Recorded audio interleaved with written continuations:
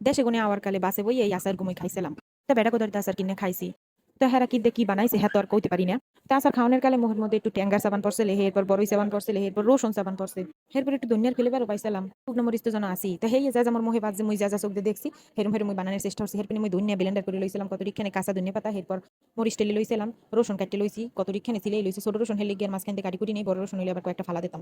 এরপর তো হেই গুছাই মুছাই লইছি, এরপর একটা পাইলের মধ্যে কত রিখানে সর্ষের তেল ঢালি দিছি। আচারে তো সর্ষের তেল লাগবেই।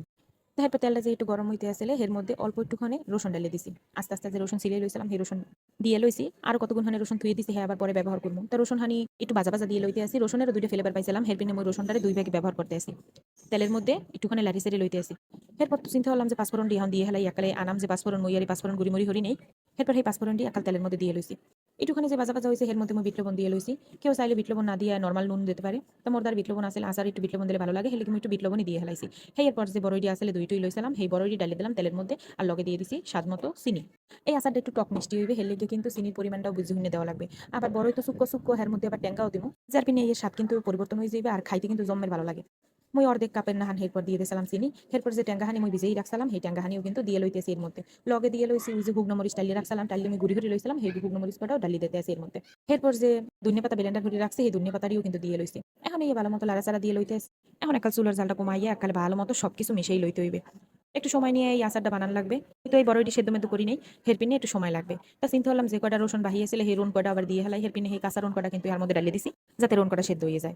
এরপর তো একাল চুলার জাল কমাইয়া দিয়ে কোনো কোনো লাড়াচাড়া দিতে আসি। আস্তে আস্তে কিন্তু বড়ের রুমটি বদলাই যেতে আছে, সবুজ বড়ইটি কিন্তু একাল লাল লাল হয়ে যেতে আছে। চুলার জালের ঠেলায় এই বড়ের কালারটি পাল্টাই যাইতে আছে। এই বড়ই যদি সেদ্ধ করতাম এরপর পানিপুরি হালাই দিতাম, হেলে কিন্তু শুকো লাগবে না। আর বড়ই টক বড়ই হইলেও বড়ই কিন্তু এত শুকো হইবে না, হেরপিনে এর মধ্যে ট্যাঙ্গা দিছি, যার কারণে এটার স্বাদ কিন্তু জম্মের মজা লাগবে। মুই খাইয়া তো এটার ফ্যান হয়ে গেছি, এরপর তো নিজে নিজেই আবিষ্কার করলাম যে কি কিরকম বানান যায়। এখন এই বানাইছি। তো কতক্ষণ ডাকিয়ে রাখছিলাম, ডাকিয়ে রাখার পর কিন্তু একাল দেখি বড়ই কটা কি সুন্দর লাল হয়ে গেছে, একাল রাঙ্গা সিনে ভালোই দেখা যায়। আর রসুন এন্ডিও কিন্তু সেদ্ধ হয়ে গেছে, কিন্তু রসুনটি কিন্তু সাদা সাদাই রয়ে গেছে। এরপর তো লাড়ি সেড়ে দিতে আছে, মুই কিন্তু এর মধ্যে পানি দিই নাই, চিনি দিয়েছিলাম আর ওই যে তেলের মধ্যে চিনি ডালিয়ে দিছি। আর বড়ইটি একালে হেদ দইয়া যে পানি বাইর হইছে এর মধ্যে দিয়ে কিন্তু সব রান্না শেষ করে হেলাইতেছি।